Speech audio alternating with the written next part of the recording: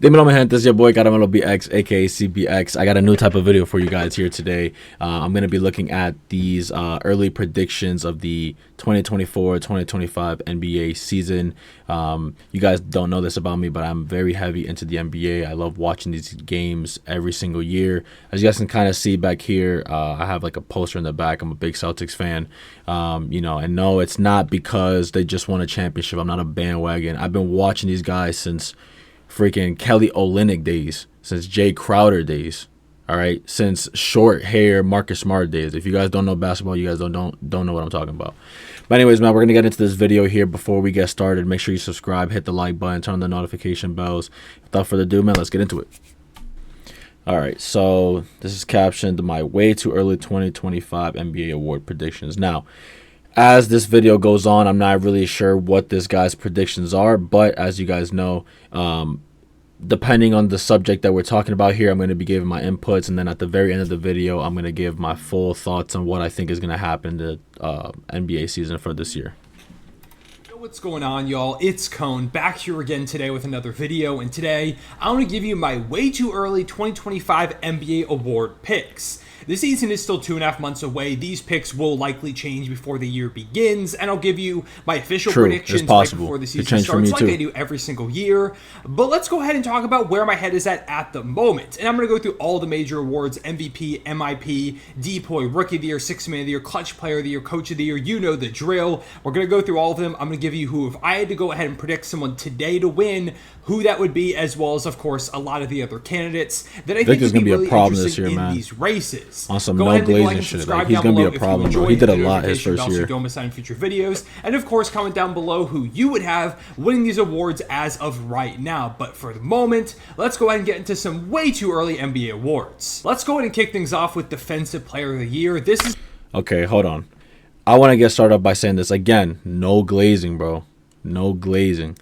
But Victor Wembanyama got robbed of Defensive Player of the Year, bro. He got absolutely robbed. Now I know he's gonna talk about him as well as Rudy Gobert just because of the fact that he brought this up. But man, Rudy Gobert, I don't know how the hell, bro, he keeps getting these Defensive Player of the Year awards. And I think he has like 3. He maybe deserved them for like 1, maybe the second one. But this year, 100% it was Victor Wembanyama. I just feel like the NBA in terms of awards is really, really rigged. I feel like because he got Rookie of the Year, they didn't want to give him Defensive Player of the Year. He low-key could have even gotten MVP because, I mean, shit, for the shitty-ass team that he had over there in San Antonio or has in San Antonio, like, it's just crazy the numbers that he was putting up. And now he just got Chris Paul. I mean, let's face it, bro. Chris Paul is washed. This is what, like maybe like his 12th or maybe even 15th NBA season. I'm not even sure, but I don't expect much of a change except now someone's going to be giving Victor Wembanyama the ball compared to the teammates that he did have or does have, unless some of them get traded. I'm not even sure. It's a bunch of 10-day contracts, but like they never gave him the ball, so I don't know. We'll see what happens. It's an award that I imagine most people are going to have the same answer for, and it's Victor Wembanyama. Yeah, he just came in second place despite being a rookie, despite the Spurs as a team being a really bad defense, because he individually was just such a game breaker on that end. He was blocking shots relentlessly, of course, grabbing some steals here and there, altering pretty much any shot that was attempted. Yeah, him doing that to Giannis is insane. That's off of vert, too. Like, I'm telling you, bro. There's a good chance that's he's going to alter your shot in some way. He's just a freak of nature. Now he's got to play the games required, which maybe throughout his career could be one of the things that derails him. But if it doesn't, if he stays relatively healthy this upcoming season and for a while, there's a good chance that Wemby could win like 7 or 8 out of the next 10 Defensive Player of the Year. Yeah, seriously, like a pretty good one at that to go down. It's only his second year too. The best defender of this generation. He's just he's skinny as fuck. To be that like player. He could so be like I'm gonna pick Wemby. the second Giannis. I don't know if you guys know, but Giannis, when he originally came in the league, he was a frail little twig, bro. Like he was tall, but he was so skinny. Like he was Kevin Durant, except Kevin Durant is still just mad skinny. And then obviously you guys seen how Giannis got now, where he's like super ripped and built. That could easily be Victor as long as he actually like works out and, you know, has like proper training and whatnot. Now you never really know because some people just literally can't develop that, or like maybe he doesn't care about lifting weights. He just wants to, you know, work on his game like Kevin Durant. But if he builds Giannis's strength as well as builds Kevin Durant's skill, being his height, which he's taller than pretty much anyone in the NBA right now, It's gonna be crazy. Kind of get a grasp on where Vegas thinks the race is at the moment, and Wemby is clearly the top dog in this race. Like, it's not even close. Other guys are like Rudy Gobert, and I think there is a shot that Rudy repeats as his performance player of the year against Dallas. Are again garbage. Really, really good ahead of the pack defense. If they're one of the top seeds, I think there's definitely a shot. Maybe the Spurs are really bad defensively again. I do think Wemby single-handedly will bring them up a notch. Development from like Jeremy Sohan. I think adding Harrison Barnes, just another competent. Yeah, the Spurs definitely have to add more pieces to help them out. Is going to get quite a bit better, which in turn will help their defense. With having a guy like Chris Paul who's going to take care of the ball, so they're not giving up as many fast breaks. He's a good playmaker, a good floor general, but I don't see him adding a lot more value to the Spurs. Another guy going into his second season could be a contender too. Yeah. If the Thunder are one of those top 5 Chet defenses, Holmgren, he's another problem. Say the runaway first place team in the Western Conference, maybe they end up as like a top 2, top 3 defense. Yeah, and when you think about it too, if any of you guys play 2K, these two right here are part of the and obviously including Giannis as well. Dude, they're part of the reason why like NBA 2K is unplayable at this point, because you have all these demigods that are literally 7'5" and can dribble, like can play shot, and they just make the game unplayable. And it's only gonna get worse because there's more. I think there's like a freshman in college I've seen that's going viral where he's 7'9". Like, that's insane. And who knows, he might not even stop growing. Like 7'9" is fucking crazy if we're being honest. So it's looking bad, man. Although having like Alex Caruso on that team too, and Luke Dort and Shea, if you guys are NBA fans and you guys don't have a 7+ footer on your team that can shoot, your team is cooked. Who else was on that list? Like Giannis, I think if the Bucks are a great defense, he's always going to be up there in contention. Jaren Jackson Jr. If the Grizzlies are really good, Bam Adebayo, Anthony Davis, the typical names. But I do think it probably ends up as Wemby, and we're going to start to enter a period where Wemby is Defensive Player of the Year more years than not, as long as he's healthy, that is. Next up, let's do Sixth Man of the Year, and for this one, I'm going to go with someone a bit out of the box, maybe. When I took a look at the betting odds, he was way down the list. I'm going to go with Dante DiVincenzo. I take a look at that Knicks team. Okay, I can respect that. Jalen Brunson, of course, alongside OG Anunoby, Mikal Bridges in that starting lineup with Julius Randle, Mitchell Robinson. Dante's going to be coming off the bench despite being an integral piece to that team all throughout last season. When Jalen Brunson was dealing with injury, when Julius Randle was out, he really stepped it up offensively, was knocking down threes at a really high clip, developed a lot as a shot creator. Like, Dante had easily the best season of his career last year. I know I probably shouldn't be saying this as a Celtics fan, but I truly do think that if the Knicks didn't get their whole team literally obliterated against the Cavs, or I think it was the Pacers that they faced, if their whole team didn't get obliterated while they were facing them, I truly think that the Celtics would have met them in the conference finals, and it would have been like a really good series, like probably like a 6-game series. I still take my team to win it, obviously, but like, honestly, I think the Knicks, in my opinion, are a much bigger threat than the Bucks and the 76ers. Because the Sixers are the Sixers. Let's just face it. They got the curse. They've had it forever, basically. Like, that team is just hot garbage. They can't make it out of the second round. I don't even think they made it out of the first last season, if I remember that correctly. And then the Bucks, I don't know, man. I mean, I feel like they traded so many pieces to get Damian Lillard that it's just kind of ruined the team, so to speak. But, you know, we'll see what happens this upcoming season. I know the Sixers just got Paul George. I don't know if the Bucks really got anybody new. As far as I know, they pretty much remained the same. I haven't heard really much about them, but yeah, Knicks are definitely going to be interesting to see next season. I can't wait to see the first game that we have matched up against them when we're both healthy on both sides. And now being moved to the bench, a bench that is kind of thin when it comes to top scorers. Now, like, Emmanuel Quickly is gone. Deuce McBride can do that a little bit. I don't even remember really DiVincenzo coming off the bench. He came off the bench? Somebody to come in and produce, and I think Dante There's no way, will man. be that Especially player. now that they got Even if he's Mikal not Bridges. having Like, the ball I in feel like they his should hands all that just be much. starting. He's playing off ball with Like, all that those team other chemistry threats. is going to be, like, Dante's gonna get a lot of unbelievable. good looks. He's a good defender. He could be the X factor off the bench for them, and he averages around 15 points per game, let's say.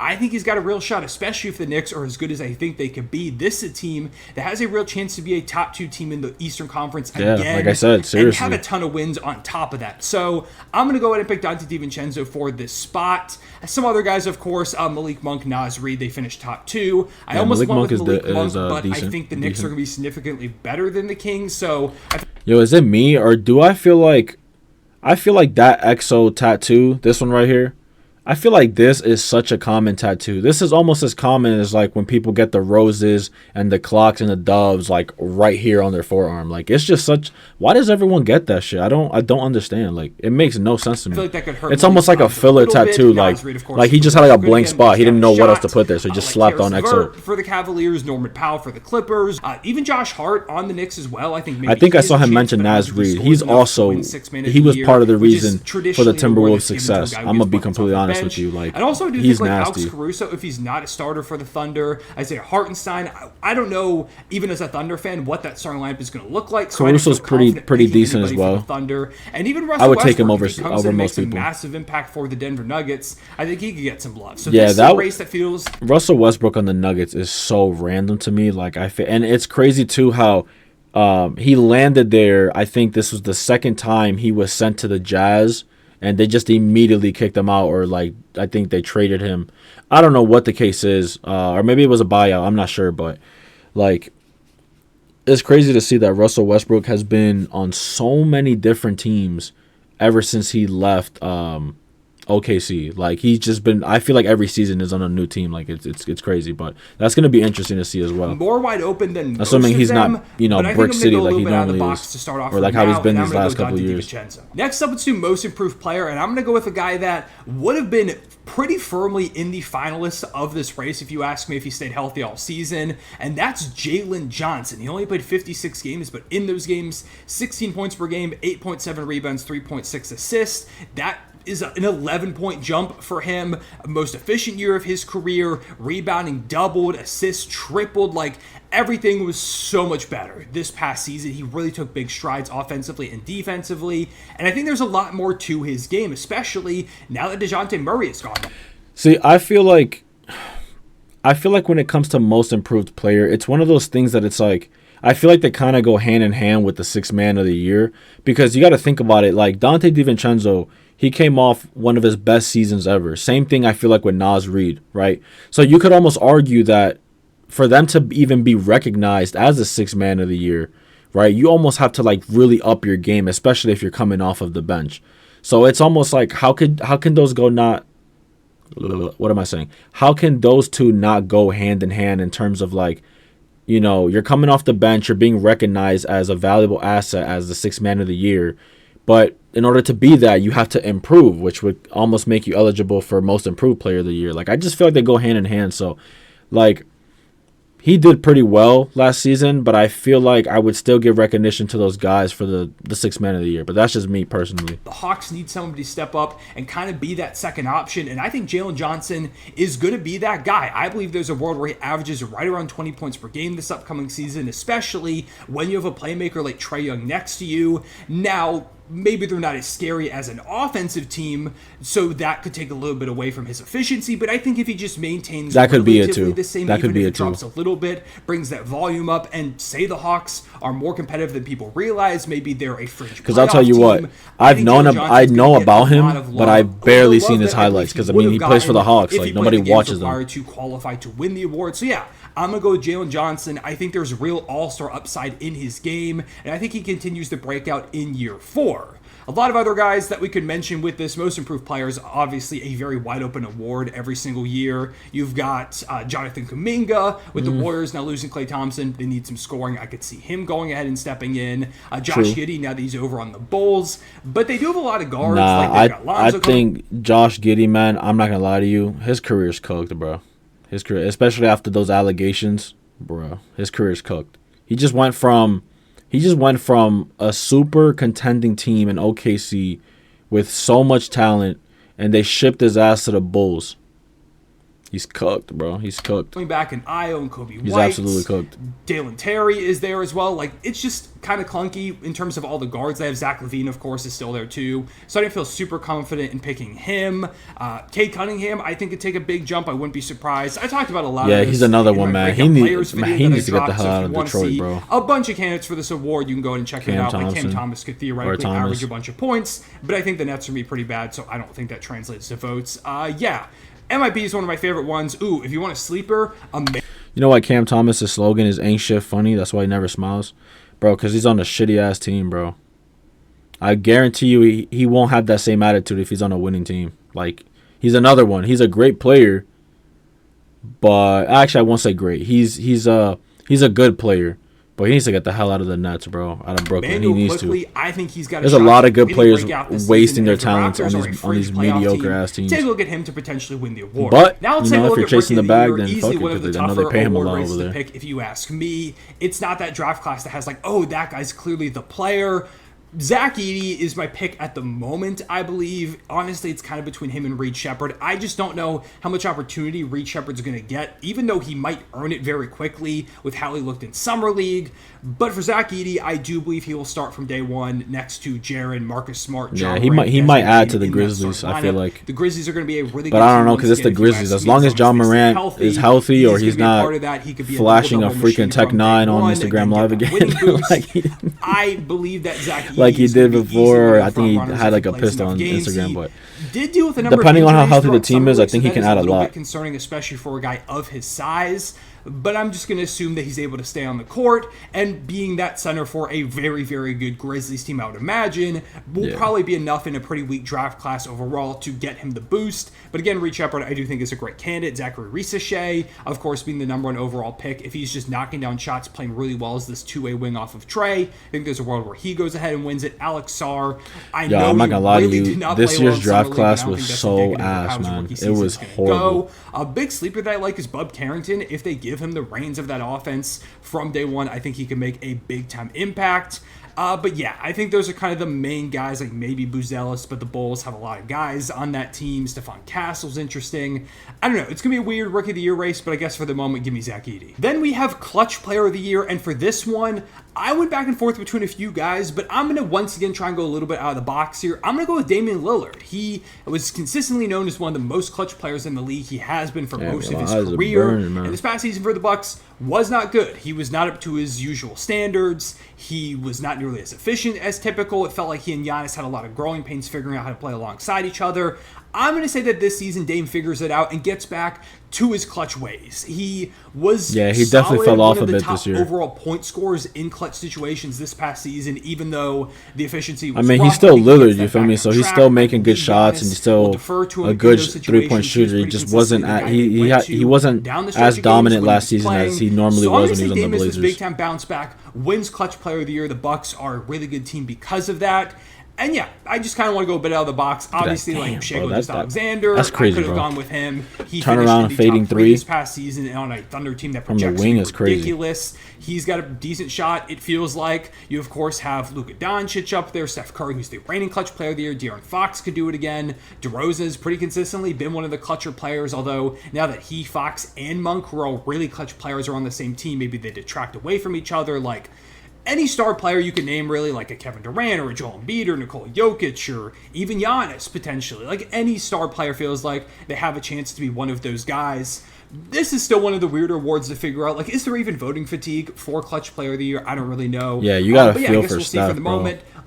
I almost want Steph to leave the Lillard Warriors, man. That franchise went to shit after Bob Myers I'm going to left. go with Nick Nurse. The Sixers, I believe, were one of the biggest winners of this offseason. I love what they did. Who's there? Let me see, actually. Yeah,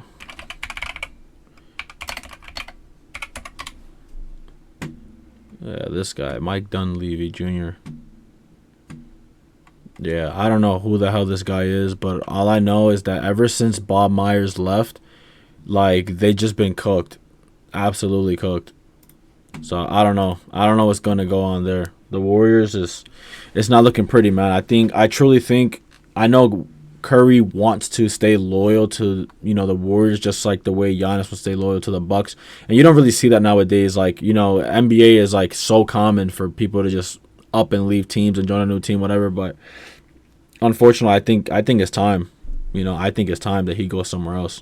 Project to be one of the If top I'm 2 being or 3 honest. teams in the East, if you ask me. And that could result in them having a fantastic record with Nick Nurse getting recognition that I think he deserved last season. When they were playing with Embiid and Maxey, they were one of the best teams in the NBA. I think they went like 30-something and 7 with Embiid and Maxey out there on the court together. They were much more cohesive. He got Maxey to really elevate his game, Embiid to get into his playmaking bag, running a lot more stuff through him as a hub. It just felt a lot more cohesive than we had ever seen. I the just feel like Sixers under Doc Embiid Rivers or cries Brett too much, Brown. man. Like, I love what Nick Nurse brought to the table, and I don't think enough people appreciated what he did for that team last season, especially. look, don't get me wrong. Embiid is a great player. Like, he really is. Like, he's a great player. I just feel like he spends a lot of time crying for calls or trying to draw the foul. Pretty much what Luka Doncic did in the finals.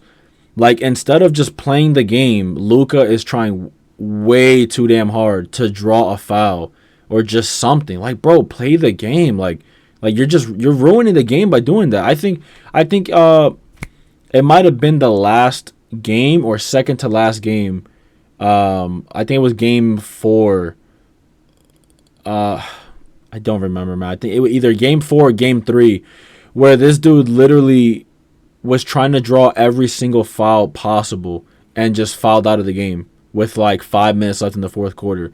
Now, again, I'm a Celtics fan, so I wasn't rooting for the Mavericks, but at the same time, like, I want it to be a good game. And I just feel like, especially when you have a player of that high caliber doing stupid shit like that, it just doesn't make sense. Like, that's stuff that Patrick Beverley does. That's stuff that Draymond Green does. You know what I mean? Like, those kinds of players that are out there to literally sacrifice themselves, get beat up or get fouled out, whatever the case is, for the better of the team.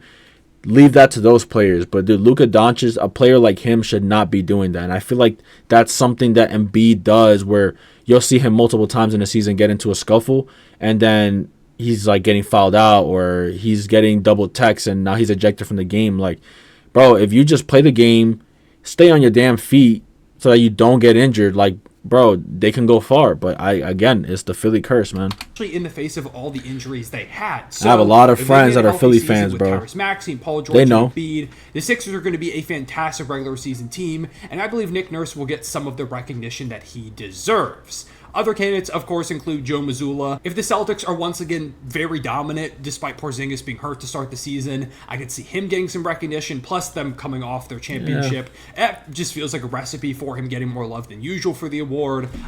Unpopular opinion. I feel like the coach gets... I feel like the coach only really does so much. You know what I mean? Like... You think about it, a coach will get Coach of the Year award if their team wins the championship. But then if you look at their roster, it's almost like, well, you guys were supposed to win. So, I don't know. You guys can comment down below. What do you guys think? Do you guys think that, you know, a coach really should get a lot of recognition, you know, based off of how good the team did? Or you think that's just really just on the team? Because sometimes a coach can just literally be put in a good situation. Like, you know, Ime Udoka got, you know, pretty much fired from the Celtics because of that one incident he had with one of the staff members. And then, you know, Joe Mazzulla came in and took over a team that literally just acquired Drew Holiday and Porzingis with the team that they already had. Like, you know what I mean? Now, I know the year before we lost to the Heat and the conference finals, but it's just one of those things where, like, again, we didn't have Porzingis, we didn't have Drew Holiday. So, like, with adding those two onto the team that we already had, how the hell could you lose? How could you fail? How could you not be recognized as Coach of the Year when you have a team that's that well? Now, obviously, the coach has to keep them glued together and play as a unit and keep them calm and collected in tough times. But, you know, I feel like as far as recognition goes, recognize them for that. But, like, I feel like they can't take so much credit for the team actually winning when that was really on the team. You know what I mean? Mark Daigneault, of course, the reigning Coach of the Year. If the Thunder are the runaway best in the West, maybe he gets that.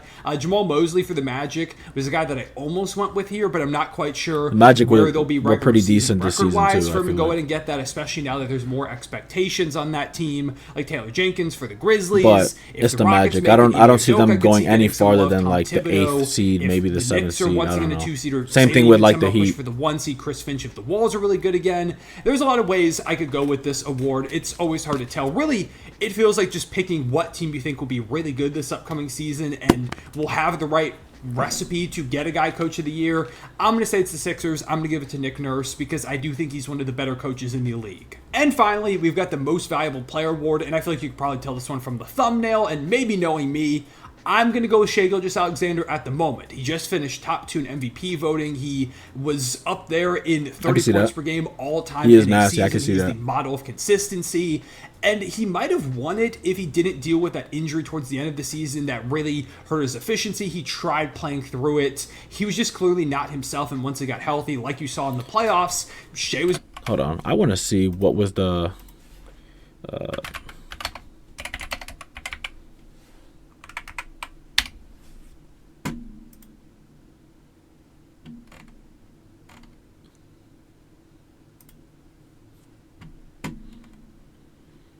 Yeah, this is insane. If I'm being honest with you, it's just crazy. I mean, yeah, Jokic got the most votes, but like, I don't know, man. I feel like SGA, especially again with the young team that OKC has, I feel like he deserved it more than Jokic did, especially with how Jokic and the Nuggets went out in the second round of the playoffs. Like, I don't know. I feel like OKC had a more impressive run this season compared to the Nuggets because no one expected OKC to like dominate the way that they did this season, where they were pretty much the number 1 seed for the longest time. And I think I forget I think they swept a team too in the first round. I think it was the Pelicans. I could be wrong, but they swept somebody, and it's like nobody expected them to do that shit neither. So I would expect him to again be in this top spot again next season. Luka as well. Again, I think Luka's an amazing player. Like he's nasty. Like, you know what I mean? He's definitely gonna be or you could consider him like the face of the league at this point. So I definitely see him being up here, but I don't know. I'm getting sick and tired of seeing Jokic up here. Not because I'm hating or anything. It's just like, man, there's so many other players that really deserve it as well. And it's like I feel like it's going to, Jokic or Giannis, or I think we just had Embiid like a couple seasons ago, and he literally only got it because he cried for like 2 seasons straight that he didn't get it. Like they're just handing that shit out for free at this point. Back to normal. So if this upcoming season he can stay relatively healthy, and the Thunder are again the 1 seed in the Western Conference, this is a team that feels like they have a real shot to win 60+ games with the addition of Caruso and Hartenstein and more. OKC and the Knicks and those definitely have surprised me now that they've got playoff experience in terms of how much they grew in these last couple of years to the teams that they are now. It's insane. They've got the second best championship odds out of anybody at the moment, so they feel like a team that could be really good in a stacked Western Conference if they repeat as the 1 seed, if Shai is again doing what he does. I think it's a great recipe for Shai winning that award. Now, he's obviously not the only candidate like Luka Doncic. In that same conference, I think Luka is one of the clear favorites to win the award going into the season. Now that the Mavericks made it to the finals and Luka had that insane regular season where a lot of people picked him to win the award despite him finishing 3rd, I think if the Mavericks once again repeat some of that late season success we saw and they end up as a top 3 seed or something like that, Luka could very easily grab his first MVP award, and it just feels like a matter of time until he does. Yeah. You've of course got Nikola Jokic out there, but I imagine there's probably a little bit of voters fatigue. Joel Embiid if he can stay healthy, Giannis if the Bucks can really put it together, even guys like Anthony Edwards if he takes a bit of a jump. Say the Grizzlies are insane, maybe John Edwards for sure, man. He could. There's a million different ways you could go with the MVP Edwards race. is nasty. I'm going to go ahead and stick with my guy Shai. I think he goes from 5th place last season to 2nd place this past year to 1st place in 2025, wins it, with the Thunder again probably being up towards the top 2 to 3 seeds in that stacked Western Conference. So yeah, that's my pick, and those are my award picks. My prediction, honestly, I think Doncic wins it this year. I know it's very early; things can especially change. after the loss. Trust me, some of my picks are going to change. But I'd love ass whooping hear that we your gave thoughts them at this current moment. Leave a like and subscribe. I think he's going to play a lot harder this season. Hit the notification bell so you don't miss out on. Yeah, this is it for the video, but I think that definitely for MVP, I see Jokic, not Jokic. What the hell am I saying? Doncic. I see Doncic pulling it away. As far as teams that I think are going to do well, I think we're going to see pretty much the same teams as last season. I'm expecting it to be a lot more competitive this year, though, just because again, I feel like now there's actually a lot more talent spread out around the NBA compared to, you know, just a couple years ago in like 2015, 2016, you know, like the Golden State era. It was literally how many superstars can we put on the Warriors and how many superstars can we put on the Cavs? Like I feel like now it's actually spread out. So you have so many threats on the West. Obviously, a lot more threats on the West than you do on the East, but still, I feel like on both sides you have a good amount of teams. So, yeah, I mean, my prediction for MVP, I think it's going to be Doncic, but you know, my predictions for the finals, I think it's going to be I don't know, man. All right, I'm definitely taking the Celtics to come out again from the East. Like, you know, my opinion, there's just no way that we don't. Again, unless we face a fully healthy Knicks team, I'm not worried about any other team in the East, if I'm being honest with you. But definitely, we face a fully healthy Knicks team in the conference final, and our team is fully healthy. I think that they'll give us a bit of a challenge because they're really scrappy, but I don't see them beating our team. So, I think it'll be Celtics coming out of the East, and then honestly, I would like to see the Thunder come out. Like I would like to see a Celtics versus Thunder in the finals, just because again, like the Thunder are a really scrappy team. They play super well together. They have good chemistry, and I just feel like the teams are pretty much balanced out in terms of player matchups. Like I would like to see Porzingis against Holmgren. I would like to see JT go up against Gilgeous-Alexander, unless he gets teamed up with Jaylen Brown. But I don't know. Our team has just so many weapons because we have White, Holiday, and then we have people coming off our bench like Hauser and Payne Pritchard. So I don't know. We'll see what happens. But again, like always, guys, if you guys enjoyed the video, make sure you subscribe, hit the like button. Again, comment if you guys have any predictions, what do you guys agree to disagree about in the video. And again, just stay tuned for more videos to come. CBX Nation out.